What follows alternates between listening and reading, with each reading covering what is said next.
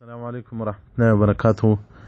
حاجانو صاحبانو، سبا ستاسو د حج مراسم او د حج مناسک شروع کیږي. مینا ته وتل تر لمر ختلو وروسته وتل مینا ته مسنون او مستحبه طریقه ده، او دا که د څه عذر په وجه باندې یا د استهام په وجه باندې وختي وایستل سي څه مشکل نه لري. خو ستاسو د پاره د سبا ورځې مناسک او احکام دا دي. حاجي صاحب محترمه، مسنون او افضله طریقه دا ده چې ولاړ سې و مسجد مکې ته، حرم شریف ته، هلته تر هغه له مخه غسل وکړي، خوشبويي ولګوي، ځکه تر احرام له مخه خوشبويي هم مستحب ده. نو چې حرم ته شو وسولې، احرام وتړه، هغه طواف نیت وکړه د 7 شوطو.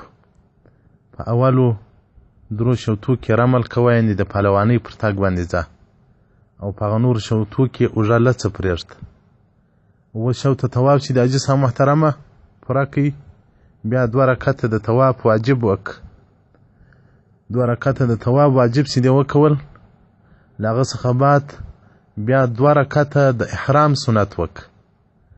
2 رکعته لمونځ د سنتو په نیت باندې د احرام، 2 رکعته لمونځ چې دی وکړي، بیا له الله جل جلاله ته پورته وایه رب نیت کوم د حج تیره څخه قبول کړي او تیره ته اسانه کړي.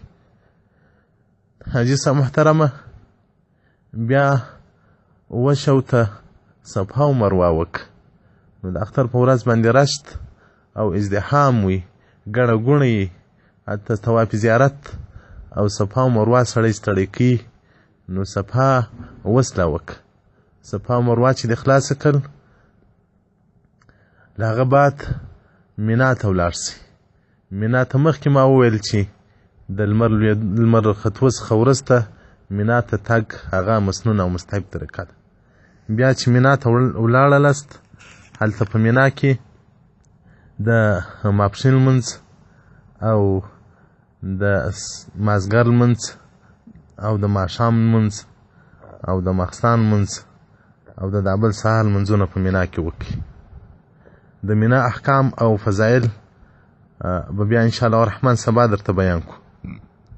داسې کوشش وکړئ چې په دا څو ورځې کې چې تاسو د حج مناسک او مراسم دي، د ټلیفونانو د چارج اهتمام وکړئ. بعضې مهمې مسایلې پیښ سي، موږ تاسو په خدمت کې یو.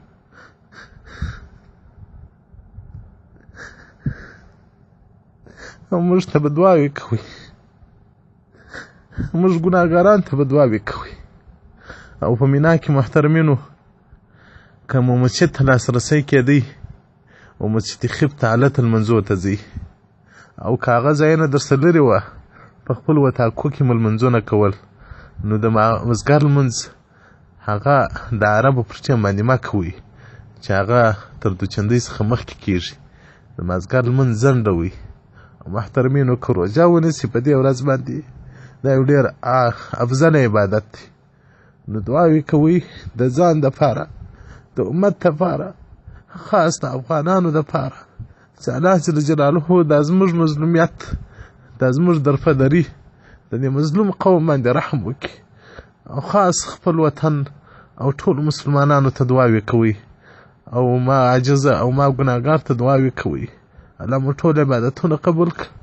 الله جل جلاله مو په هغه حجانو کې راوپاڅوئ چې د رسول الله صلی الله علیه وسلم مبارک هغو لره بشارت ورکړی دی، زیری ورکړی دی چې هغه چا چې حج مبرور وګرځېږي، د هغه بدله صرف او صرف جنت. الله مو زموږ سره حجونه مبرور وګرځوه. الله مو ټولې سایې قبولې کړي.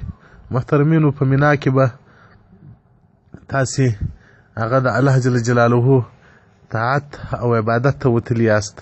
هلته نفلونه، تلاوتونه، ذکرونه به کوئ، او تلبیه به په زوره وایاست.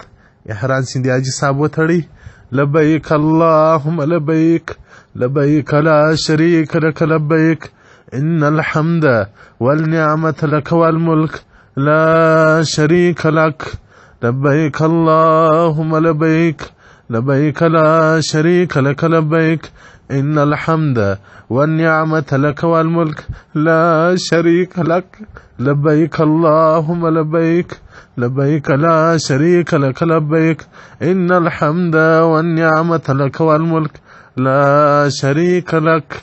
نو تلبیه به ډېره وایاست، لبیک اللهم لبیک به ډېره وایاست، که ناست یاست که ولاړ یاست، الله جل جلاله مو حجونه مبرور وګرځوه. السلام علیکم ورحمة الله وبرکاته.